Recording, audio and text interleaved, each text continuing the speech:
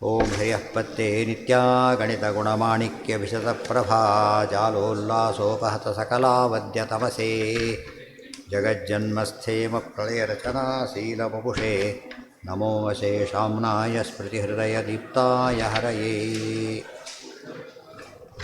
ನ ಶಬ್ದಾಬ್ಧೌ ಗಾಢಾ ನ ಚ ನಿಗಮಚತ್ರ ನಗಮಚಾಸು ಚತುರಾ ನ ಚ ನ್ಯಾಯೇ ಪ್ರೌಢಾ ನ ಚ ವಿದಿತವೇದ್ಯಾ ಅಪಿ ವಯಂ ಪರಂ ಶ್ರೀಮತ್ಪೂರ್ಣಪ್ರಮತಿಗುರುಕಾರುಣ್ಯಸರಣಿಂ ಪ್ರಪನ್ನಾಃ ಮನ್ಯಾಃ ಸ್ಮಃ ಕಿಮಪಿ ಚ ವದಂತೋಪಿ ಮಹತಾಂ ನಾರಾಯಣಂ ನಿಖಿಲಪೂರ್ಣಗುಣೈಕದೇಹಂ ನಿರ್ದೋಷಮಾಪ್ಯತಮಮಪ್ಯಖಿಲೈಃ ಸುವಾಕ್ಯೈಃ ಅಸ್ಯೋದ್ಭಮಾದಿತಮಶೇಷವಿಶೇಷತೋಪಿ ವಂದ್ಯಂ ಸದಾ ಪ್ರಿಯತಮಂ ಮಮ ಸನ್ನಮಾಮಿ.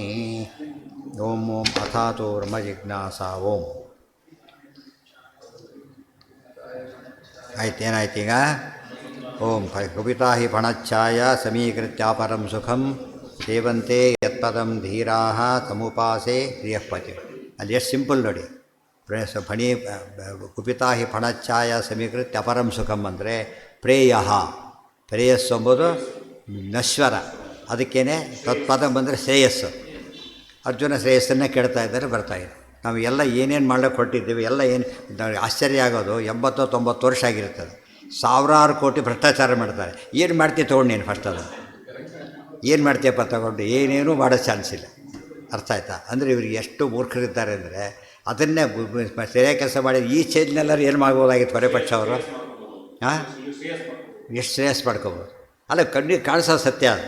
ಒಂದು ಪೈಸೆ ಒಯ್ಲಕ್ಕೆ ಬರೋದ್ರೆ ಒಂದೊಂದು ಪೈಸೆ ಪಾಪದ ರಾಶಿ ಆಗುತ್ತೆ. ಅದಿಷ್ಟು ಯಾವುದಕ್ಕೆ ಕನ್ವರ್ಟ್ ಆಗಿಬಿಡತ್ತೆ? ಪಾಪ ಕನ್ವರ್ಟ್ ಆಗಿಬಿಡುತ್ತೆ. ಉಪಯೋಗಿಸ್ತಾ ಹೋದರೆ ಈ ಡಿ ಡಿಗಳೇ ಸಾವಿರ ಡಿ ಡಿ ಒಂದಿಗೆ ಎನ್ಕ್ಯಾಶ್ ಎಲ್ಲ ತ್ಯಾಜ್ಯ ಅದು. ಮತ್ತು ಉಪಯೋಗಿಸ್ಬಿಟ್ಟಿದ್ರೆ ಅಷ್ಟರೊಳಗೆ ಎನ್ಕ್ಯಾಶ್ ಆಗ್ತಿತ್ತು. ಅದು ಎನ್ಕ್ಯಾಶ್ ಅಂದರೆ ಜ್ಞಾನಕ್ಕೆ ಬಂದರೆ ಮಾತ್ರ ಎನ್ಕ್ಯಾಶ್ಮೆಂಟು, ಜ್ಞಾನಕ್ಕೆ ಕನ್ವರ್ಟ್ ಆಗಿಬಿಡೋದು. ಇಲ್ಲ, ಜ್ಞಾನಕ್ಕೆ ಸಾಧನ ಆಗಬೇಕು. ಇನ್ನು ಪುಣ್ಯ ಅಂತ ಜ್ಞಾನಕ್ಕೆ ಸಾಧನ ಆಗುತ್ತೆ. ಎಷ್ಟು ಪುಣ್ಯ ಮಾಡ್ಬೋದು ಗೊತ್ತಾ? ಮಾಡ್ಲಿಕ್ಕೆ ಅವ್ರಿಗೆ ವ್ಯವಸ್ಥೆ ನಮ್ಮಲ್ಲಿ ಎರಡಿದೆ. ಸ್ವರೂಪ ಹಬ್ಬ ನಾವೆಲ್ಲ ಉತ್ತರ ಕೊಡ್ಲಿಕ್ಕೆ ಹೋಗಬಾರ್ದು. ಯಾತಕ್ಕೆ? ಸ್ವರೂಪ ಗೊತ್ತಿಲ್ಲ, ಇಲ್ಲಿ ಪ್ರಯತ್ನ ಇಲ್ಲ. ಗೊತ್ತಾ? ತಿಳಿದವರಿಂದ ಪ್ರಯತ್ನ ಇಲ್ಲ. ಅದನ್ನು ಹೇಳಿದರೆ ಗ್ಯಾರಂಟಿ ಇದಾಗಿದೆ. ಯಾವ ಗ್ರಾಂಟ್ ಕೇಳಕ್ಕೆ ಹೋಗಿಬಿಡ್ತಾರೆ ಹೊರತು ಉಪದೇಶ ಮಾಡ್ಲಿಕ್ಕೆ ಹೋಗೋದೇ ಇಲ್ಲ. ಗೊತ್ತಾಯ್ತಾ? ಗ್ರಾಂಟ್ ಕೊಟ್ಟರೆ ಬೇಡ ಮಾರಾಯ ಆಚಾರ, ಅರ್ಧ ರಾಜ್ಯ ತಿರಸ್ಕಾರ ಮಾಡಲಿಲ್ಲ, ಅರ್ಧ ರಾಜ್ಯ ಬೇಕಿಲ್ಲ, ಸ್ವಲ್ಪ ತಿರಸ್ಕಾರ ಮಾಡ್ಬೋದಾಗಿ. ಇದು ಬೇಕಿಲ್ಲ, ಈ ರೀತಿ ಮಾಡಿ ಒಳ್ಳೆಯದಾಗತ್ತೆ ಅಂತ ಗೈಡೆನ್ಸ್ ಕೊಟ್ಟು ತಲೆ ಕೂಡುತ್ತೆ ಅವನಿಗೆ. ಮತ್ತೆ ಸರ್ತಿ ಏನೋ ಅಂದ್ಕೊಂಡ್ಬಿಡ್ತಾನೆ, ಮತ್ತೆ ಹೇಳಿದಾಗ ಇದರಲ್ಲಿ ಏನೋ ಇದೆ ಅಂತ ಅನಿಸುತ್ತೆ. ಆಗ ಖಂಡಿತ ಮಾಡ್ತಾರೆ. ಎಲ್ಲರೂ ಮಾಡದೇ ಇರ್ಬೋದು, ಒಬ್ಬಿಬ್ಬರು ಮಾಡಿದರೂ ಸಾಕು. ಎಲ್ಲಿ ಏನ ಎಲ್ಲ ಶಾಸ್ತ್ರಗಳು ಇರೋದೇನು ಅದೇ ವಿಷಯನೇ ಬೇರೆ ರೀತಿ ಹೇಳ್ತಾರೆ ಅಷ್ಟೇ. ಶಾಸ್ತ್ರ ಅರ್ಥೋಯಮೇವ ನಿಖಿಲೇರಿಪಿ ಇದ್ದಾಗ ಅದೊಂದೇ ಉತ್ತರ. ಅಖಿಲಮಾನತಃ ಏನು ಜೀವೇಶ ಭೇದ ದೃಷ್ಟ್ಯೈವ ಸಮುದಾಯ ಏಕ ಜೀವದೃಷ್ಟಿ. ಅಖಿಲಮಾನ ಅಂದ್ರೇನು? ಯಾವುದೇ ಪ್ರಮಾಣ ತೊಗೊಂಡ್ರು ಕೂಡ ಜೀವೇಶ ಭೇದ ಕಾಣಿಸ್ತಾ ಇದ್ದಿತ್ತು. ಏನು ಕಾಣಿಸ್ತಾ ಇಲ್ಲ? ಆ ಭೇದ ಇಲ್ಲವೇ ಇಲ್ಲಲ್ಲ. ಯಾಕೆ ಹೇಳ್ತೀಯ ಅದನ್ನು? ಅಶೇಷ ದೋಷರಾಹಿತ್ಯಂ ಸರ್ವಶಕ್ತಿತ್ವತೋ ಹರೇಹೇ ಸರ್ವೋಪೇತೇತಿ ಕಥಿತಂ ಅತ ಐಕ್ಯಂ ಪದವೇಷಿಣ. ದೇವರು ಎಂಥವನು ಅಂದರೆ ಸರ್ವೋಪೇತ ಚ ತದ್ದರ್ಶನ ಅಂತೆಲ್ಲ ಹೇಳಿದ್ದಾರೆ. ಸರ್ವಗುಣಪೂರ್ಣನಾದ ಆತೆಯಲ್ಲಿ ಏನು ಜೀವ ಇಲ್ಲಿ ಹೇಗೆ ಸಾಧ್ಯ ಇದು? ಆದ್ದರಿಂದ ಅಶೇಷ ದೋಷರಾಹಿತ್ಯ ಇದೆ ದೇವರಲ್ಲಿ, ಸರ್ವಶಕ್ತಿ ಇದೆ. ನೀವು ಅದೇನೂ ಇಲ್ಲ. ದೋಷಿಗಳಾದ ಜೀವರಿಗೂ ನಿರ್ದೋಷಿಯಾದ ಪರಮಾತ್ಮನಿಗೂ ಏನಿರ್ಲಿಕ್ಕೆ ಸಾಧ್ಯ? ಐಕ್ಯರ ಸಾಧ್ಯ ಇದೆಯಾ? ಬರೀ ಭೇದ ಇಲ್ಲ, ಬರೀ ತಾರತಮ್ಯ ಅಲ್ಲ, ಇಮ್ಯಾಜಿನ್ ಮಾಡೋಕ್ಕೆ ಸಾಧ್ಯ ಇಲ್ಲ. ಅಂಥ ತಾರತಮ್ಯ ಇದೆ.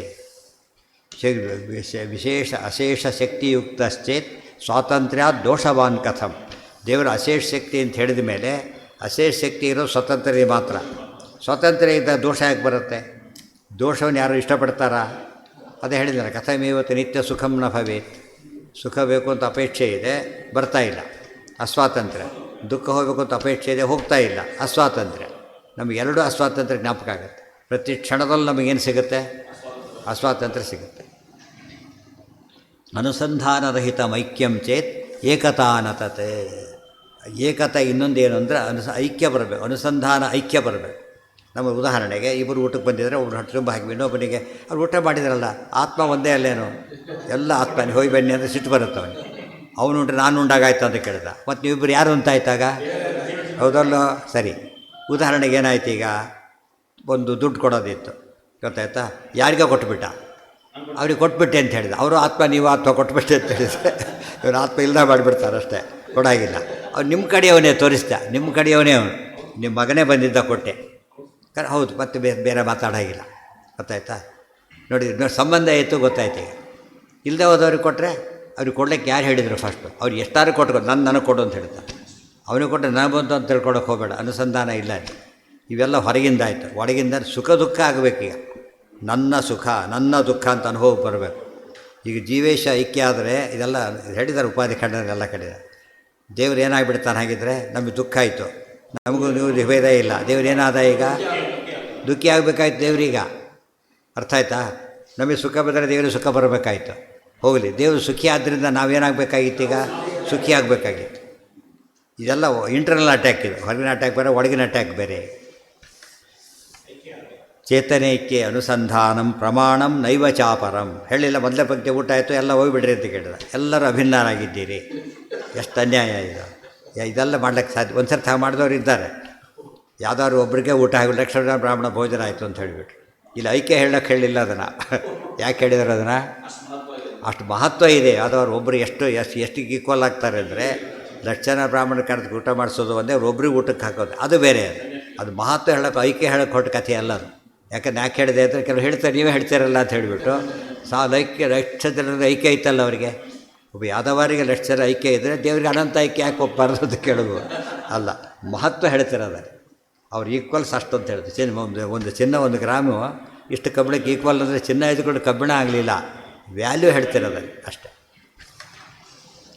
ತನ್ವಂತಿ ಚೇತನೈಕ್ಯ ಒಬ್ಬ ರಾಜನ ಕೊಂದುಬಿಟ್ರೆ ದೇಶನ ಕೊಂದಾಗ ಲೆಕ್ಕ ಹೇಳ್ತಾರೆ. ಶೃಂಗಿ ಶಾಪ ಕೊಟ್ಟಾಗ ಎಂಥ ಕೆಲಸ ಮಾಡಿದ್ದೀನಿ ನೀನೀಗ? ಅವನೊಬ್ಬನು ಕೊಂದರೆ ಒಬ್ಬನು ಸಾಯೋದಿಲ್ಲ, ಇಡೀ ದೇಶ ಸಾಯಿತು ಗೊತ್ತಾ ಅಂತ ಹೇಳ್ತಾರೆ. ಎಷ್ಟು ಕರೆಕ್ಟ್ ಅಂತ. ಪುಣ್ಯಾತ್ಮ ರಾಜ ಹೋಗಿಬಿಟ್ರೆ ಗತಿ ಏನೀಗ? ಇದೆಲ್ಲ ಅರ್ಥ ಮಾಡಿಕೊಂಡ್ರೆ ವ್ಯಾಲ್ಯೂ ಬೈ ಮಾತಾಡ್ತಿರೋದಲ್ಲಿ. ಅಲ್ಲಿ ಐಕ್ಯ ಹೇಳಬಾರ್ದು, ಮತ್ತೆ ಎಲ್ಲರ ಕೊಂದಾಗುತ್ತೆ, ಐಕ್ಯ ಹೇಳೋದಕ್ಕೆ ಹೋಗಬಾರ್ದು. ಚೇತನೈಕ್ಯ ಅನುಸಂಧಾನರಹಿತಂ ಸಮುದಾಯೈಕ್ಯಮೇವ ಚೇತ್ ಚೇತನೇಶು ಅಸ್ತು ತತ್ ನಾಮ ಮಾತ್ರಮೇವ ಯತಸ್ತತಃ. ಇಲ್ಲ ಒಂದು ಗುಂಪು ಬರ್ತಾರೆ ಹೇಳ್ತೀನಿ ಅಂದರೆ ಒಪ್ತೀನಿ ಅದನ್ನು. ಇವರೆಲ್ಲ ಒಂದು ಗುಂಪು ಅನ್ನೇ, ಓಕೆ, ಒಂದೇ ಅನ್ನಬೇಡ. ಒಂದು ಗುಂಪು ಅಂತ ಕರೆಯೋದು ಬೇರೆ, ಒಂದೇ ಅಂತ ಕರೆಯೋದು ಬೇರೆ. ಡಿಫ್ರೆನ್ಸ್ ಗೊತ್ತಾಯ್ತಾ? ಅದನ್ನು ನಾವು ಒಪ್ಕೊಂಡ್ಬಿಡ್ತೇವೆ, ಏನು ದೊಡ್ಡ ವಿಚಾರ ಅಲ್ಲ. ಹೇಳ್ಬೇಕಾದ್ರೆ ಹೇಳಿ ಸ್ವತಂತ್ರ ಅಸ್ವತಂತ್ರಂಚ ದ್ವಿವಿಧ. ಅಸ್ವತಂತ್ರ ಒಂದು ಗುಂಪು ಮಾಡಿಬಿಟ್ರು, ಸ್ವತಂತ್ರ ಒಂದು ಗುಂಪು ಮಾಡಿದರು. ನೋಡಿದ್ರಾ? ಇಬ್ಬರು ಈಕ್ವಲ್ಲು ಅಭೇದ ಇದೆಯಾ ಅಲ್ಲಿ? ಏನಿಲ್ಲ, ವೆರೈಟಿ ಹೇಳ್ತಿರೋದು, ಅದನ್ನು ಒಪ್ತೀವಿ. ಮುಕ್ತೌ ಸ್ಯಾದ್ ಅನುಸಂಧಾನಂ ಮಿತ್ಯಪಿ ಸ್ಯಾತ್ ಸುದುಷ್ಕರಂ. ಮುಕ್ತೌ ಸ್ಯಾದ್ ನೋಡಿ, ನೀವು ಸುಮ್ಮನೆ ತಲೆ ಕೆಡಿಸ್ಬೇಡಿ ನಮಗೆ, ಅವ್ರು ಬಿಡೋದಿಲ್ಲ ಅವರು. ಈಗ ಗೊತ್ತಾಗಲ್ಲ ರೀ, ಉಪಾಧಿ ಅಡ್ಡ ಮಾಡಿಬಿಟ್ಟಿದೆ. ಈಗ ಉಪಾಧಿ ಪ್ರಾಬ್ಲಮ್ ಆಗಿಬಿಟ್ಟಿದೆ. ದೃಷ್ಟಾಂತ ಕೊಡ್ತಾರೆ ನೋಡಿಪ್ಪ, ಇಲ್ಲಿ ಹಾವು ಕಡ್ದಿದೆ, ವಿಷ ಇದೆ, ಇಲ್ಲಿ ಬಟ್ಟೆ ಕಟ್ಟಿದ ಮೇಲೆ ಬರೋದು ತಾನೇ ಈಗ. ಅಂದರೆ ನಮ್ಮ ದುಃಖ ಸರಿಯಾಗಿ ಕೇಳಬೇಕು. ನಮ್ಮ ದುಃಖ ದೇವ್ರಿಗೆ ಬರಲಿ ಅಂತೀರಿ, ಬರೋದಿಲ್ಲ. ಯಾಕೆ? ಉಪಾಧಿ ಏನು ಮಾಡಿಬಿಡುತ್ತೆ ಅದು? ದುಃಖ ಅಲ್ಲಿಗೆ ಹೋಗೋದಂತೆ ನೋಡ್ಕೊಳ್ಳುತ್ತೆ. ಮೇಲಕ್ಕೆ ಕೆಳಗೆ ಹೋಗ್ಬೋದು, ಮೇಲಕ್ಕೆ ಹೋಗೋದಿಲ್ಲ. ಅದು ಕೆಳಗಿನ ಮೇಲಕ್ಕೆಲ್ಲ ಹೋಗೋದಿಲ್ಲ ಅಂತ ಹೇಳ್ತಾರೆ. ಅದಕ್ಕೆ ಹೇಳಬೇಕು. ಏನು ಹೇಳಬೇಕು ಅದಕ್ಕಾಗ? ಏನು ಹೇಳಬೇಕು? ಅಲ್ಲ, ಉಪಾಧಿ ಏನು ಶಕ್ತಿ ಇಲ್ಲ, ಕ್ರಿಯೇಟ್ ಮಾಡೋ ಶಕ್ತಿನೇ ಇಲ್ಲ ಫಸ್ಟು. ಮತ್ತು ಇಲ್ಲೇನಾಗಿದೆ? ನಾವು ಒಪ್ಕೊಂಡಿದ್ದೀವಿ ನಾವೀಗ. ಇದು ನಮ್ಮ ಕಾಲು ಹೌದು, ಇದು ನಮ್ಮ ಪಾದ ಹೌದು, ಮಧ್ಯೆ ಕಟ್ಟಿರೋದು ಹೌದು. ಅಲ್ಲಿ ಐಕ್ಯ ಇದೆ ನಮಗೀಗ. ಅಲ್ಲಿ ಅದಿಲ್ಲದೆ ಪ್ರಶ್ನೆ ಬಂದೇ ಇಲ್ಲ ಅಲ್ಲಿ. ಆದ್ದರಿಂದ ಕೆಳಗಿನ ಭಾಗದ ಮೇಲಿನ ಭಾಗ ಹೋಗೋದಿಲ್ಲ ಅಂತ ಹೇಳಿದಾಗ, ಕೆಳಗಿನ ಭಾಗ ಮೇಲಿನ ಭಾಗ ಉಪಾಧಿ ಯಾವುದು? ಕಟ್ಟು ಹಾಕಿರೋದು ಉಪಾಧಿ. ಅದಕ್ಕೆ ಹೋಗ್ತಾ ಇಲ್ಲ. ಇಲ್ಲಿ ಉಪಾಧಿ ಇರಲ್ಲ. ದೇವರಿಗೆ ಉಪಾಧಿ ಹಾಕೋದು, ಆಕಾಶಕ್ಕೆ ಉಪಾಧಿ ಹಾಕ್ತೀರಾ? ಯಾರ ಕರೆದ್ರು? ದೊಡ್ಡ ಟೆಂಡರ್ ಕರೆದು ಬಿಟ್ಟ ರೆಡಿ ಅಂತೇಳಿ 1000 ರೂಪಾಯಿ ಕರೆದು ಆಕಾಶಕ್ಕೆ ಒಂದು ಏಣಿ ಹಾಕಬೇಕು ಅಂತ ಹೇಳಿದೆ. ಏನಂದ? ಟ್ರೈ ಮಾಡ್ತೀವಿ, ಒಬ್ಬದಾರೆ ಬುದ್ಧಿ ಹುಚ್ಚ ಅಂತ ಹೋಗ್ಬಿಡ್ತಾರೆ ಆ ಕಡೆಗೆ ಅಷ್ಟೇ. ಸರ್ವಜ್ಞಕರ್ತ. ಇದು ನಾವೇ ನೋಡಿ ಎಷ್ಟೆಷ್ಟು ಫ್ಲೋರ್ ತಲೆ ಎತ್ತಿ ನೋಡಬೇಕು. ಬೆಂಗಳೂರಲ್ಲಿ ಫ್ಲೋರ್ 34 45 ಹಾಗೆ ಏರಿಸ್ತಾ ಇದ್ದಾರೆ. ಹೀಗೆ ತಲೆ ಎತ್ತು ಮೇಲೆ ನೋಡಿ ಕಾಣಿಸೋದೇ ಇಲ್ಲ, ಎಲ್ಲ ಫ್ಲೈಟಲ್ಲಿ ಹೋಗ್ಬೇಕಾದ್ರೆ ಎಲ್ಲ ಫ್ಲ್ಯಾಟ್. ಅದು ಎಷ್ಟು ಯಾವ ಎತ್ತರನೋ ದೇವ್ರ ಮುಂದೆ ಏನಾಗುತ್ತೆ? ಅದು ಪಾದೋಶ್ಯ ವಿಶ್ವಾಭೂತಾನಿ. ದೇವರು ಪಾದ ಹೊರತು ಮುಂದಕ್ಕೆ ಹೋಗೋದೇ ಇಲ್ಲ, ಅಷ್ಟು ಹೈಟ್ ದೇವರು. ಮುಕ್ತಿಯಲ್ಲಾಗುತ್ತೆ ಅಂತ ಹೇಳ್ತೀಯಲ್ಲ, ಮುಕ್ತಿಗೆ ಅರ್ಥ ಏನು? ಮುಕ್ತಿಗೆ ಇಲ್ಲದ ಕ್ರಿಯೇಟ್ ಮಾಡುತ್ತೋ ಅಂತ ಅರ್ಥ ಅಲ್ಲ. ಅದಕ್ಕೆ ಸ್ವರೂಪ ಆನಂದ ಆವಿರ್ಭಾವವಾಗ್ತದೆ ಹೊರತು, ಸ್ವರೂಪ ಆನಂದ ಆವಿರ್ಭಾವ ಇವರಿಗೆ, ಸ್ವರೂಪ ದುಃಖಾವಿರ್ಭಾವ ಅವರಿಗೆ ಅಷ್ಟೇ ಹೊರತು ಏನಲ್ಲ. ಮುಕ್ತಿ ಅಂದರೆ ಏನೋ ಮಾಡೋದಿಲ್ಲ. ಮುಕ್ತಿ ಎಂಬುದು ಐಕ್ಯ ಅರ್ಥ ಕೊಡೋದಿಲ್ಲ, ಸಾಮ್ಯ ಅರ್ಥ ಕೊಡೋದಿಲ್ಲ ಅಷ್ಟೇ. ಅದ್ರ ಮುಕ್ತಿ ಶಬ್ದಕ್ಕೆ ಅರ್ಥನೇ ತಪ್ಪು ಹೇಳಿಬಿಟ್ಟು ಹೊದಿಸಕ್ಕೆ ಹೋಗ್ತಾರೆ. ಆಚಾರ್ಯ ಏನು ಮಾಡಿ, ಆಚಾರ ಸಮಸ್ಯೆ ಏನಾಯಿತು ಅವರಿಗೆ ಅಂದರೆ ಎಲ್ಲದಕ್ಕೂ ತಕ್ಷಣ ಹಿಡಿದು ಹೊಡಿತಿದ್ರು, ಅದಕ್ಕೆ ಫಜಿತಿ ಆಗೋಯ್ತು. ಏನು ಉತ್ತರ ಕೊಟ್ಟರು ತಕ್ಷಣ ಆನ್ಸರ್ ಇರ್ತಿತ್ತು. ಎಸ್ಕೇಪ್ ಆಗ್ಲಿಕ್ಕೆ ಬಿಡಲಿ, ಎಲ್ಲ ಕಡೆ ಸೀಲ್ ಮಾಡಿಬಿಟ್ರೆ ಹಾಗೆ ಅದಕ್ಕೆ ಸಿಟ್ಟು. ಆಚಾರ್ಯಗಳು ಯಾತಕ್ಕೆ ಸಿಟ್ಟು ಅಂದರೆ ನಮ್ಮನ್ನು ಹೇಳೋಕ್ಕೆ ಬಿಡೋದಿಲ್ಲ, ಇವರು ಎಲ್ಲ ಕೂಡ ಖಂಡನೆ ಮಾಡಿಬಿಡ್ತಾರೆ. ಸ್ಟ್ರಿಕ್ಟ್ ಆಫೀಸರ್ ಬಂದರೆ ಹೇಟ್ ಮಾಡ್ತಾರಲ್ಲ ಹಾಗೆ, ಸ್ಟ್ರಿಕ್ಟ್ ಆರ್ಟ್ರ್ ಬಂದುಬಿಟ್ರೆ ಇವನು ಸಿಕ್ಬಿಟ್ರೆ ಖುಷಿಯಾಗ್ಬಿಡ್ತದೆ. ಸರ್ವಜ್ಞ ಏಕತಾಂ ನಾನು ಸಂಧತ್ತೆ ನೈವಸಾಯತಃ. ನಮಗೆ ಅನುಸಂಧಾನ ಇಲ್ಲ, ಹಾಳಾಗೋದು. ದೇವರಿಗಂತ ಅನುಸಂಧಾನ ಇರಬೇಕಲ್ಲ, ಅವನಿಗೆ ಮಾಯ, ಇದು ಫಜಿತೆ ಆಯಿತು. ದೇವರಿಗೆ ಮಾಯ ಅಂತ ಹೇಳಿದ್ದು, ಆತ್ಮ ಮಾಯ ಅಂತ ಹೇಳಿದಾರಲ್ಲ, ಅದಕ್ಕೆ ಈ ಮಾಯ ಅಲ್ಲ, ಅದು ಇಚ್ಛಾ. ಮಿಥ್ಯಾಜ್ಞಾನಿತಾವ ಪಶ್ಚಾತ್ ಸಾದನುಸಂಧಾನಂ ಚೇತ್. ಜೀವನಿಗೆ ಹಾಳಾಗಿ ಹೋಗಲಿ, ಮುಕ್ತಿಯಲ್ಲಾಗಲಿ, ದೇವರಿಗೆ ಈಗಲೇ ಆಗಬೇಕಲ್ಲ. ಯಾಕೆ? ದೇವರು ಯಾರು? ನಿತ್ಯಮುಕ್ತ. ನಿತ್ಯಮುಕ್ತನಿಗೆ ಉಪಾಧಿ ಬಂದರೆ ಮತ್ತು ಮುಕ್ತಿಗೆ ಅರ್ಥ ಏನು? ಹೌದಲ್ಲ? ರಿಟೈರ್ಮೆಂಟ್ ಆಗಿಬಿಟ್ಟು ನಾಳೆಯಿಂದ ಮತ್ತೆ ಬಾ ಅಂತ ಕರೆದ್ರೆ ರಿಟೈರ್ಮೆಂಟ್ ಹೇಗಾಗುತ್ತದ? ನಾಳೆ ಯಾಕೆ ಬಂದಿ ಅಂತಲೇ ಕೇಳ್ತಾನೆ ಫಸ್ಟು. ರಿಟೈರ್ಮೆಂಟ್ ಹೇಳಿ ರಿಲೀವ್ ಆದಮೇಲೆ ಏನಿಲ್ಲ ಅವನಿಗೀಗ, ಇಲ್ಲಿ ಅಟ್ಯಾಚ್ಮೆಂಟ್ ಹೊರಟೋಯ್ತು. ರಿಲೀವ್ ಒಂದು ಸನ್ಯಾಸಾಶ್ರಮ ತೊಗೊಳಿದ್ರೆ ರಿಲೀವ್ ಆಗೋದು ಅಂತ ಅರ್ಥ. ರಿಲೀವ್ ಆಗೋದೇ ಇಲ್ಲ. ಸಾಮಾನ್ಯ ಏನಾಗ್ತದೆ, ಕೆಲವು ಎಕ್ಸೆಪ್ಷನ್ಸ್ ಸಿಗ್ತಾರೆ. ಅಷ್ಟವ್ರು ದುಡಿದವರೆಲ್ಲ ಅವ್ರು ಬಂದುಬಿಡ್ತಾರೆ ಅಷ್ಟೇ. ಇವರು ಅಲ್ಲಿ ಬಂದುಬಿಡ್ತಾರೆ. ಹಾಗಾಗಬಾರ್ದು. ನಮ್ಮ ಜನರು ಯೋಚನೆ ಮಾಡಬೇಕಾದ್ರೆ ಸರ್ಕಾರದಲ್ಲಿ ಕೇಳ್ತಾರೆ, ಇವತ್ತು DC ಹೆಂಡತಿ ಮಕ್ಕಳು ಒಂದು ಆಫೀಸಲ್ಲಿ ಕೊಡೋಕ್ಕೆ ಸಾಧ್ಯ ಇದೆಯಾ? ಸಾಧ್ಯ ಇಲ್ಲ. ಯಾಕೆ? ನಿಮ್ಮ ಮನಸ್ಸನ್ನು ಮನೆ ಆಫೀಸ್ ಇದು, ಮನೆ ಅನ್ಬೇಕು ಅಷ್ಟೇ. ಅದು ಈ ರೀತಿ ಇರಬೇಕು. ಇದು ಮಠ ಇದು, ಅದು ಕೇಳೋ ಧೈರ್ಯ ಯಾರಿಗೂ ಇಲ್ಲ. ಯಾಕೆಂದರೆ ಗುರುದ್ರೋಹ ಅಂತ ಹೇಳ್ಬಿಡುತ್ತೆ. ತಕ್ಷಣ ಗುರುದ್ರೋಹ ಅಂದಲ್ಲಿ ತಬಸ್ಗೆ ಹೋಗ್ತೀವಿ ಅಂತ ಹೇಳ್ತಾರೆ. ಇತ್ತು ಸವಾಸನ ಬೇಡ ಅಂತ ಹೇಳ್ಬಿಡ್ತಾರೆ. ಅದೇ ಎಮೋಷನಲ್ ಬ್ಲ್ಯಾಕ್ ಮೇಲ್ ಮಾಡ್ದೆ ಲೆಕ್ಕ. ಎಮೋಷನಲ್ ಬ್ಲ್ಯಾಕ್ ಮಾಡಬಾರ್ದು. ಯಾರು ಆನ್ಸರಬಲ್ ಅಂತ ಹೇಳಬೇಕು. ಆಚಾರ ಉತ್ತರ ಎಂದು ಕೊಡ್ಬೋದು, ಕೊಡಲಿಲ್ಲ ಅಂತ ಉತ್ತರಗಳು ವೆರಿ ಇಂಪಾರ್ಟೆಂಟ್. ಶಾಸ್ತ್ರ ಸುಮ್ಮನೆ ಓದಿ ಉಪಯೋಗ ಇಲ್ಲ, ಅನುಸಂಧಾನ ತರಬೇಕು. ಇವತ್ತು ಯಾವುದೋ ನೋಡಪ್ಪ ಹೇಳ್ತಾರೆ, ಔಷಧಿ ತೊಗೋತಿರ್ತಾನೆ, ಇದು ತೊಗೊಳ್ಬಾರ್ದಾಗಿ ತೊಗೊಂಡ್ರಿ ಅಂತ. ತಕ್ಷಣ ಏನು ಮಾಡ್ತಾನೆ ಇವನು? ಮತ್ತೆ ತೊಗೊಳೋದಿಲ್ಲ.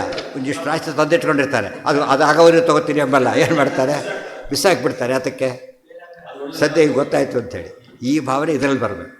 ಯಾವುದನ್ನು ಶಾಸ್ತ್ರ ಎಷ್ಟು ಅವತ್ತೊಂದು ವಿಷಯ ಕೇಳಿದೀವೋ ಅದು ಫಾಲೋ ಮಾಡೋಕ್ಕೆ ಶುರು ಮಾಡಿಬಿಡ್ಬೇಕು. ಆ ರೀತಿ ಮಾಡಿದರೆ ದಿವಸಕ್ಕೂ ಇಂಪ್ರೂವ್ಮೆಂಟ್ ಇರ್ತದೆ. ಇದು ಎಷ್ಟು ವರ್ಷ ಕೇಳಿದ್ರೆ ಅಷ್ಟೇ, ಮುಂದಕ್ಕೆ ಹೋಗೋದೇ ಇಲ್ಲ.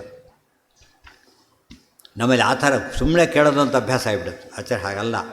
ಶಾಸ್ತ್ರಾರ್ಥಯುಕ್ತ ಅನುಭವಸ್ತು ಪ್ರಮಾಣಂತೂ ಉತ್ತಮ ಅನುಭವಕ್ಕೆ ತಂದ್ಕೊಳ್ಳಿ ಅಂತ ಹೇಳ್ತಾರೆ. ದಾಸರು ಹೇಳಿದ ಅನುಭವದ ಅಡುಗೆಯನ್ನು ಮಾಡಿ ಅಂಥೇಳಿ. ಅನುಭವ ತಂದ್ಕೊಳ್ಳದೆ ಹೋದರೆ ಅದು ಬರೋದಿಲ್ಲ. ಇವತ್ತು ಆ ಅರ್ಥ ಹೋಗಿಬಿಟ್ಟಾಗ ಅದಕ್ಕೆ ಮಹತ್ವ ಬರೋದಿಲ್ಲ. ನಾಳೆ ಕಂಟಿನ್ಯೂ ಮಾಡಿ.